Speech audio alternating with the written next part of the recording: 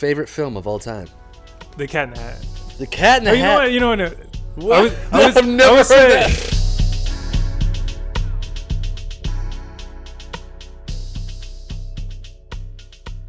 Kenny, yeah, we're gonna start with the kind of classic, like just getting to know Kenny. So let's start from the beginning with you. What first sparked your interest in filmmaking? I think it started when I was pretty young. I always like trace it back to I used to play with Legos a lot when I was a kid. And I like Star Wars a lot. Ooh, yeah. So I had like a lot of Lego Star Wars sets and like figures. And like, you know how at Star Wars, like they have the scrolling thing. So I would try to recreate that, and then I would do it for my parents. Cause I'm an only child. So like I would just like take up all my parents' attention. That's fun. Yeah. But so I would like write out, I would get like a bunch of pieces of paper and staple them together and then try to write out like a story. And then I would like present that as if it was the scrolling thing, and then I would just play with all the Legos. So it's like, and I don't think the you were like doing like a live like storytelling with the Legos. It would be like a play. It's like a play, a live action with Lego figures. And it's Star Wars. It's so fun. I don't know. I don't know why that like ended up starting, but yeah, that's kind of what the spark of it was. Okay, yeah, that's the earliest memory I have. So that's what like kind of how the beginning, like inception or like seed of it. So the next question is like, is there a specific moment after that, or a film, or an experience? Is like, wait a minute, like I actually want to be a filmmaker, like because like obviously when you're young, like you got there's some spark there. But what's the moment where it's like, ooh, I want to do this? Yeah. I think it was a while after. So that was probably when I was still like, like first or second grade, like all the Lego stuff. And then I kind of like tooled around growing up, just doing a bunch of different stuff, playing basketball. I wanted to like go to the NBA and like work for Nike and like do all these different types of things with sports. So I went to school for marketing, and then went through all that. Thought I was gonna work for Nike, and I realized that you have to like be at a really high level to go work for Nike. So I kind of shifted gears and went into nonprofit, and I did an internship with Habitat for Humanity. Oh, cool. And I was a marketing intern under Caitlin. Her name was Caitlin. Okay. And I kind of attribute like a lot of stuff to her, because she's kind of the one who like, it gave me a lot of encouragement. She was like, oh, I see something in you. Like, I think that you could do this. What's Caitlin's last name? Verkite. Verkite? Shout out Caitlin Verkite. Caitlin Verkite is, she's the one that kind of got me started in this whole thing. But yeah, she like she put a camera in my hands, or she gave me her phone. And she was like, yeah, do you want to make these videos? And we would make like little skits and like promotional videos for the habitat that we were working at. Cool. And then eventually I got my own camera, and then we would use that, and I just kept kind of growing from there. So she was really like the person that pushed you over the edge. I think so. Yeah. And that was during that season, you didn't even realize it was like, oh wait, I'm making little videos. I'm making things now. And something's coming out of it too. Because I would make videos like before, like in high school, I would make little videos for maybe class or for basketball or whatever.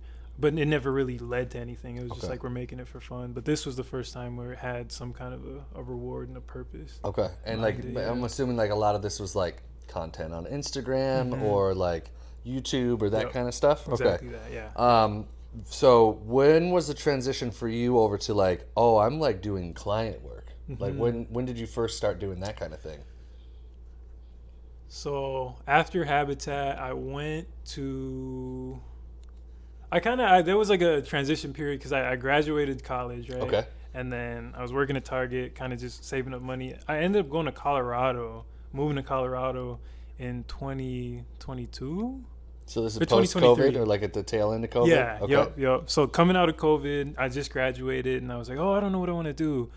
So I ended up going to Colorado on an internship with a community outreach program, kind of like in southern Colorado in the desert. Cool. And I was a volunteer coordinator there, but on the side, because I realized like, hey, maybe I could do video for these guys too, like, and continue to do like nonprofit work, but also kind of scratch this itch of doing video work and maybe continue to build my skill set in that. So then I talked to the marketing people there, and they were like, yeah, like on the side, if you don't have like volunteer groups to tend to, or you don't have like emails to send, you can like make videos for us too. And so, yeah, I guess that was my first client for just making videos for them in my free time. That's awesome. Yeah. This is gonna be like a little bit of a pivot, but it's definitely still in the same vein of like you're getting your start in your creative world within the filmmaking space. You've got some experience now of like what it's like to create content for brands. You got a client, but like along those journeys, I mean, you might already answered this on some level, but like who was the most influential in your creative journey during all of that? Like, and this could be like an external person, could be a writer, could like what was like a North Star that kept guiding you? I think it's. Do you guys know Danny Gewurz? I don't. Danny Gewurz is kind of like, for a lot of us, a lot of the obvious guys, we all kind of look up to Danny Gewurz. But I think he's kind of like the blueprint of like doing freelance filmmaking, but doing it in a way where you're like passionate and really purposeful about the stories that you tell. Danny Gewurz. We're gonna have to look up Danny Gewurz. Danny Gewurz is OG, like like a good person who's also like making really good stuff. Okay. So I would say Danny Gewurz, and then like personally, obviously like Omar. Shout out to Omar Arredondo, and then Caitlin. Like I said, cool. Those are kind of my two big Sweet. ones. All right, so we're gonna pivot real quick because I want to talk to you about the rink, and mostly because like I'm super bummed that I couldn't be an extra in it, couldn't make that happen. I had the boys that night, etc. But like I've been really excited about this project, even from a distance. We're definitely fans from a distance. But can you tell us about the rink? Where did the idea come from? Give us some inside baseball about this film you're making. Yeah, so the rink is like it's a short film. It's supposed to be a romantic comedy, and I say it's supposed to be because I don't want to be like, yeah, it's the funniest movie ever. Like it's not done yet, so I don't want to be like, yeah, it'll make you laugh. Hopefully, it makes you laugh. Like it made a lot of us laugh on set. I was dying at a lot of the performances. A lot of these guys are really funny. But yeah, so it's a romantic comedy. It's supposed to run around like 20-25 minutes. We'll see how it shakes out in the edit. And it follows two male characters, two male leads, and they go to a skating party on New Year's in 2004. So it's a lot of just like I was going details. to those kinds of skating parties in 2004, which is crazy. So when people actually used to go out and skate. Right? Because I was 4 in 2004. Right? So it's like I wasn't at those parties. Just aged me so bad right there. But I always liked the 2000s. And I kind of wish I was born in the 90s. So it's kind of my way of being like, I kind of know what you it like was this era. Yeah. Also, skating rinks in the early 2000s, there was nothing like it. Yeah, they were popping. It was so fun. Right. It was so fun. So it's part of crazy. me wishes that it was also crazy, but fun. Yep. Yeah. Part of me wishes that like we could experience that. So it's like maybe this is my way of like kind of manufacturing that memory, I guess. But I love that. Yeah, so it follows these two guys, and they go to this skating party on New Year's, and they run into this girl that they grew up with. And one of the guys, so the main guy is played by David Benoit, and the other guy is Ermias. Okay.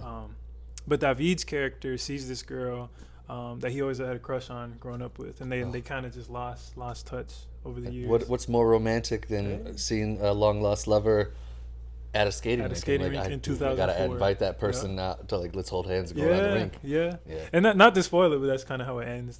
They skate together, and I'm so excited to check this out. So in that vein, like now that it's started, you filmed it. Obviously, like you're in a different stage of the production now. What's it been like watching this come to life for you? Because this is your film. Yeah. This is you. It's been really special. It's definitely been super special. I think it was, reflecting back on it, like it was a lot harder than I thought it would be. I thought it would be more like straightforward and simple. And I think part of that is just like on me never doing it before. So it's just a lot of like me having to push myself and like do these things that I'm not comfortable with. And that being said, like shout out to the team. Like actually, I don't want to say that just because there's a camera, but like actually like everybody on the crew was like super instrumental in like making it happen, just because I know I couldn't have done it if it wasn't like people who cared and people who were like really talented and just wanted it to turn out as good as it could be. So I really held it down. I think part of the craziest part about directors is that you have to have people to direct. And like people, I think that I've worked with a lot of directors that forget that the relational side of it is actually just as important as your vision. Yeah. Because in order to execute something that you've got in your head, you've got to trust a lot of other people to do it. Yeah. Because what else are you gonna film? Right. I know it seems like super simple, but a lot of people forget that. Yeah. And it sounds like you've been working with a lot of people that you got a lot of respect for, and that like clearly want to see you win, which is vital. I going off of that trust piece too. I think it's like part of kind of being the person who's presenting this whole idea and like bringing it to everybody and being like, hey, do you guys want to do this? Like, let's make it happen, and being the one to push it. You do have to trust the people, but you also have to allow them to kind of mold it into something that's also their own. That's something that I kind of knew going into it. I think just based off of like working on other projects and working with different types of people. But you have to like allow yourself to kind of give up ownership and give other people a piece of the pie to make their own too. Yeah, I couldn't agree more. Most exciting part so far about making this film? So far, because I know you're not done. Yeah. I would say just seeing all the actors and like seeing them like crush their performances was really cool to see.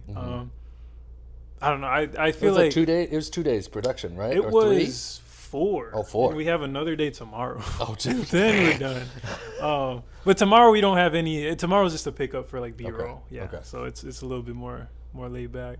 But the 4 days were pretty. The second day was the heaviest day. First day was pretty chill. Second day, pretty heavy, but we kind of were in the flow of things and kind of ironed out all the kinks at that point. Fourth day was pretty chill. Cool. But yeah, it was really cool to just see people kind of evolve and like really get into their roles and build out their characters in real time. A lot of the actors didn't really need much direction from me, which was really cool because they did so much prep like before. So it was really cool to just like watch them kind of freestyle and like make it. That's another area where it's like you just they let them make it their own. Right. Kind of ad lib. What do you think the character would do or say in this moment? And they went with it. They really ran with it and so crushed it for real. Like, the more you talk about it, the more I'm like, I can't wait to see this sucker. Yeah. All right. So, all right. What about the challenges? Like on set, for instance, what's like? Give us some like inside. Like, what are the unexpected challenges that either happened on set or even in pre-production, and how did you navigate it? I think the biggest challenge was just like time. I feel like when you're working on something and you're so like deep in the trenches, you lose track of time, and that can be a good thing because like we're enjoying it and we're in doing something that right we're in the flow. But at the same time, like this is something that is on like a limited time, especially because everybody's doing it for free and like people are coming from work, people are devoting so much of their like free time where they could be relaxing or doing their own project. So just trying to be mindful of that. And making sure that we stayed on the schedule, and that's kind of what got us on the second day. Is we kind of tried to pack too much into that day, and by the end we were running out of time, and we were running low on fuel. We kind of ran out of steam. But that's what made it so cool on the third day, is because we got the chance to kind of redeem ourselves from that in a way, I guess, and like realize that we couldn't do it all, and that was okay. Right? Absolutely. This is an anticipation thing because obviously, like, it's not done yet. You haven't seen the final edit. You guys aren't even finished fully with production. What are you hoping people feel or walk away with after watching The Rink? Yeah, I really hope that like the cast and the crew feel like proud of the way that it turns out, and they feel like all the work that they put in was like for something, even if it's not perfect. Because I feel like even at this point we know that it's not going to be perfect, and even before we weren't expecting it to be like seamless, perfect movie. But that's kind of one of my main hopes is that the cast and the crew really feel like they spent their time doing something that was worth their while, I guess, and that they're able to reap some kind of reward or benefit from that. And then also, as far as like people who see it, I just hope that they're able to see how talented these people are and like how much potential I guess the city has in terms of like direct talent in the city. We don't have to like bring a bunch of people in and like spend all this money to make all these things happen. Like it's very just based on like relationships, like you said, and just allowing people to be creative and have a voice in that way. Awesome. Okay, we're gonna shift to quick fire questions. So this is just gonna be like a bunch of questions that you, as quickly as you can, answer. So favorite film of all time? The Cat in the Hat. The Cat in the Hat. You know what? What? I've never heard that. I would say Click, Click is kind of my go-to, but the Cat in the Hat is the one that came up. Whoa. But those kind of like I gotta ask why. Yeah. I was gonna go more quickfire, but like, why the Cat in the Hat? It's right there too. But the Cat in the Hat, it's just, I think it's really funny, and it's like so weird and like out of pocket. But I think it's actually just like a really good movie at the same time. Okay. Like, it's Mike Myers. Like I gotta go back and watch the Cat in the Hat because I don't remember that one has never. I've never heard anyone say that. Yeah, to me it's really nostalgic just because for some reason like I grew up watching it, but then like at the same time like I watch it now and it's like, oh, this is actually pretty funny and it's like a decent movie.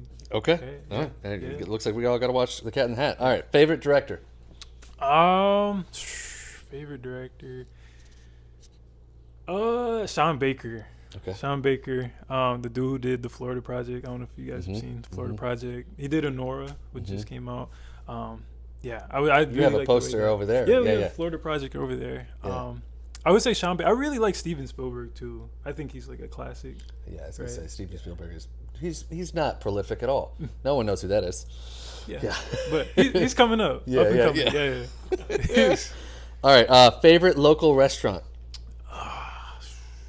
It's okay if you offend people with this one. It's all right. You're allowed to have your favorite. I like Tupelo Honey a lot. Tupelo Honey? Tupelo Honey. Where's that at? It's downtown. It's okay.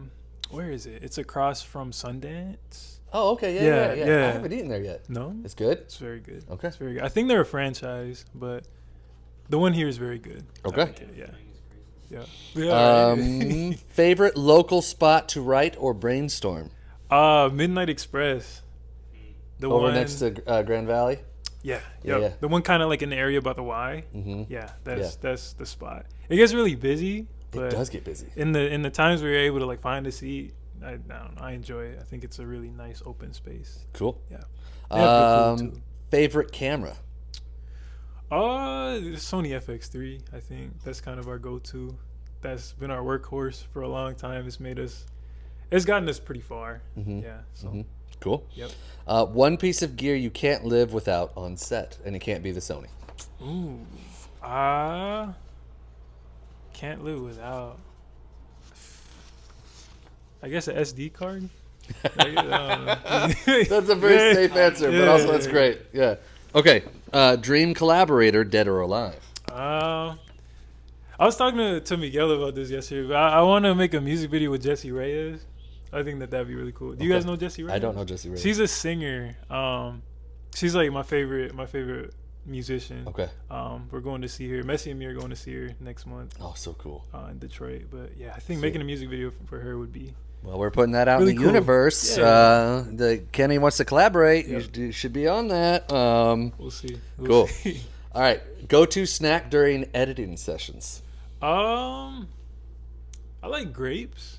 Grapes? Grapes are pretty refreshing. Kenny's got all these random answers that I was not anticipating. I'm a big grape guy. I like the green grapes. A green grape? I was going to ask, is it red or green? Because green is typically, they have a little bit more, they're more firm than I like they're juicier typically too. Yeah.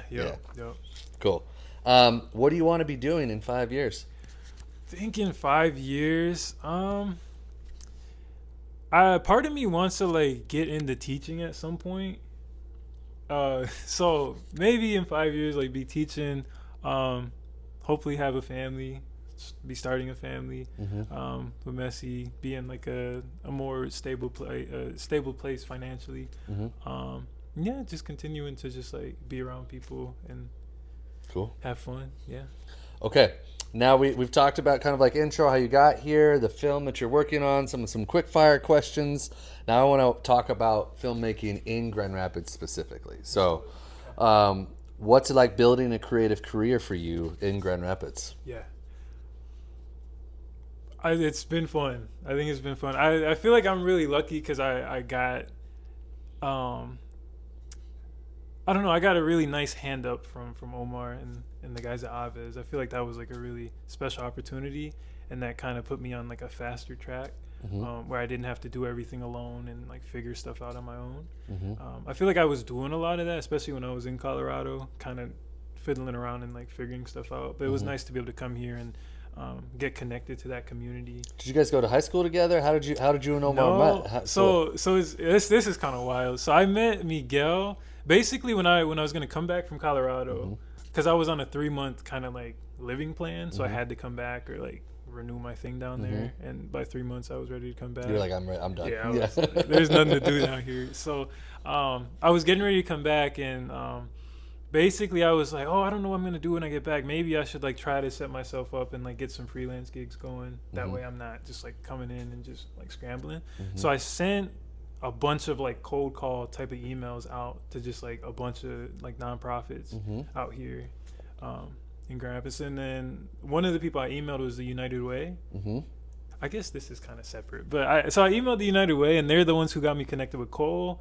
They got me connected with Frida from Glimpse of Africa, and then that is how I ended up meeting Messi, who's my girlfriend now. But then also in that same day of like cold calling, doing those emails, I was DMing people too. So I saw Miguel's post for Volador, so I DM'd him and I was like, hey, I'm coming back to town and I'm trying to get into film. Like, if you guys need help working on this project, like, I'd love to work with you guys. And then Miguel was like, yeah, let's meet. And we ended up meeting like probably like 2 or 3 days after I got back. We met at Madcap. And then it was kind of like that was kind of sent you immediately. Yeah, that's what I'm saying. It was kind of like as soon as I got back, we just ran. That's crazy. But I think there's a key moment that I really want to zoom in on is the fact that like I talk with so many people that are like, oh, I want to do a creative career. And that's the extent of what they've done in regards to them wanting a creative career. They just say that. Right. You are actively cold emailing, DMing people, calling people.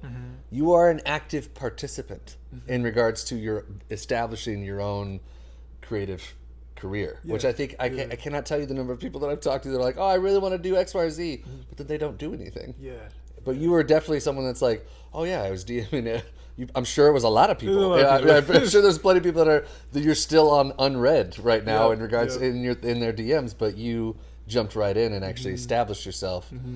Obviously, there's some serendipity. Obviously, there's some like the world's aligning perfectly for you and Miguel to like sit down at Madcap. He's like, yeah, you can help me like next week. Actually, It was just the timing of everything was really crazy. And then I ended up meeting Omar because he was producing Volador.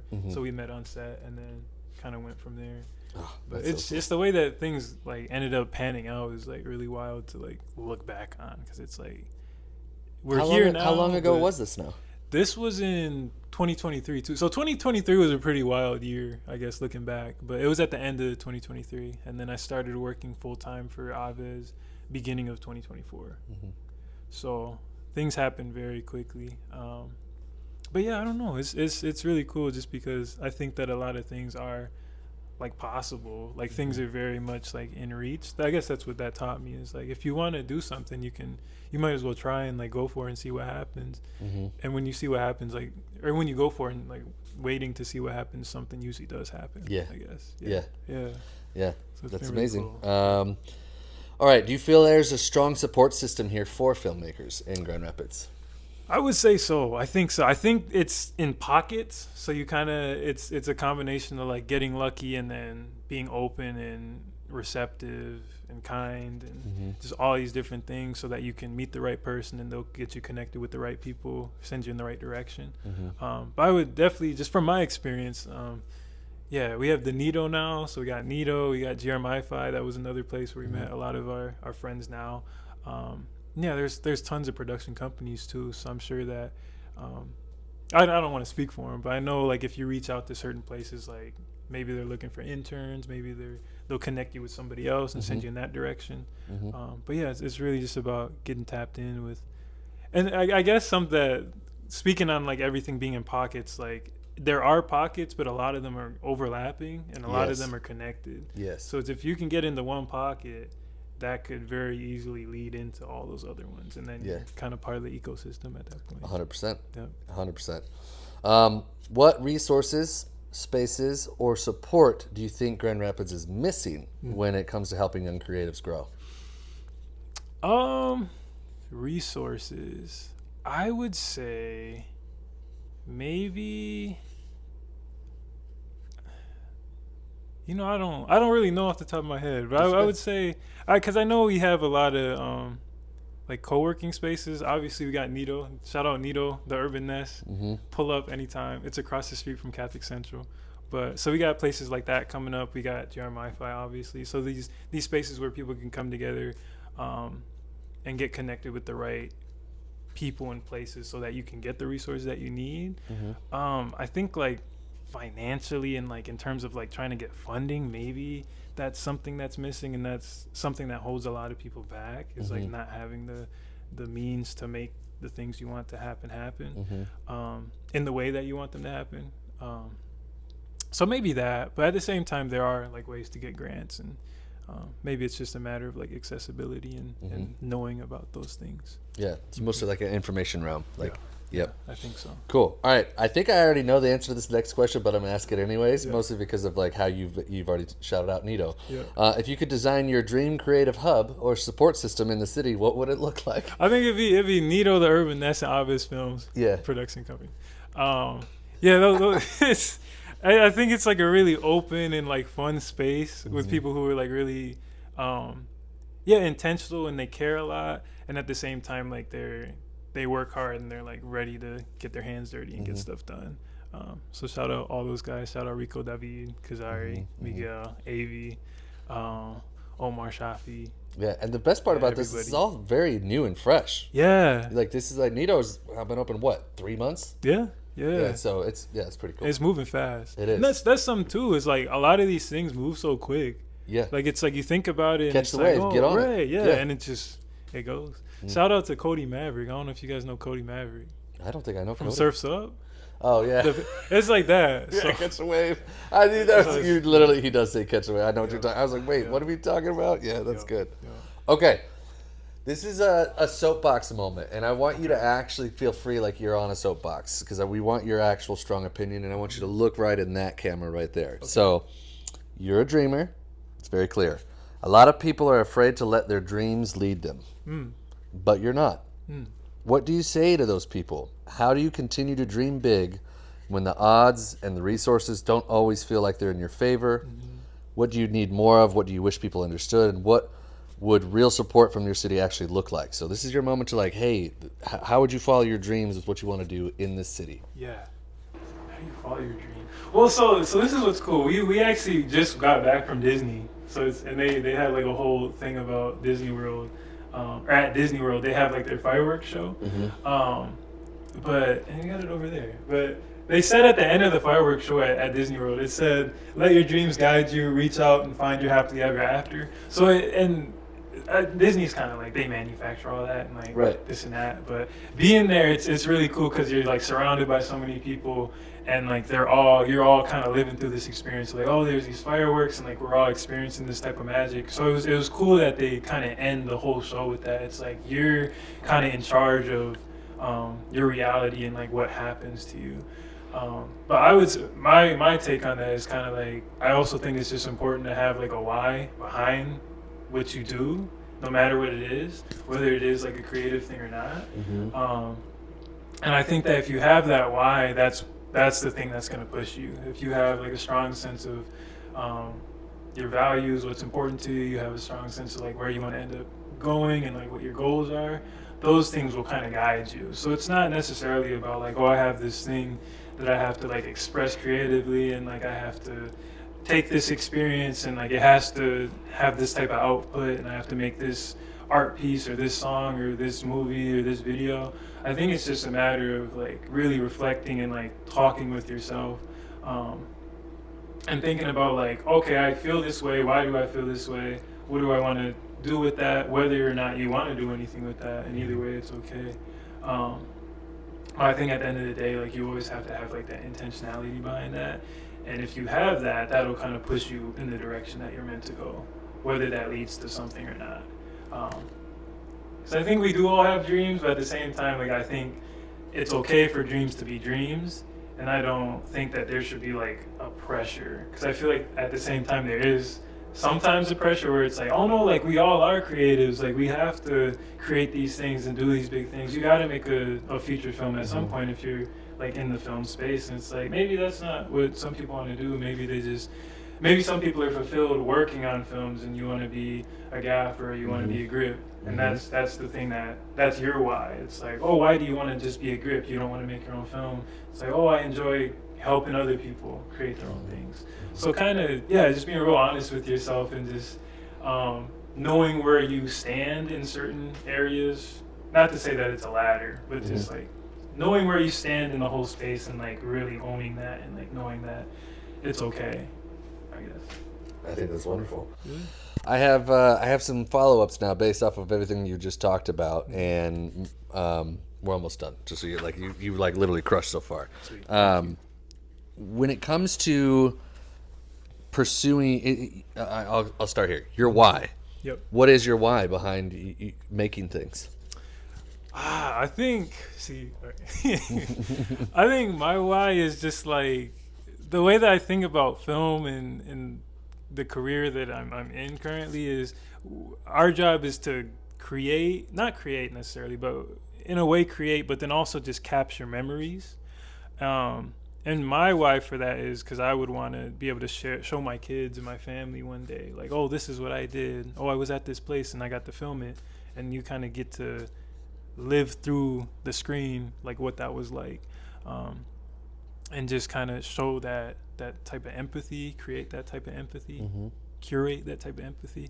And yeah, just be able to experience life, because I think that the camera for me personally has like gotten me to a lot of spaces that if I didn't have a camera I wouldn't have been in those spaces, and it's pushed me to kind of get out of my shell as well, just because I think I'm more of an introverted person, but when I have the camera it kind of like forces you to be more present and exist more like brightly in a space, I guess. So that's partially just or I guess that is my why, is just like wanting to show my kids one day that I was doing stuff. Dude, you're going to make such a great dad if you're already thinking about that and you're not even there yet, which is pretty cool, man. It's very, very cool.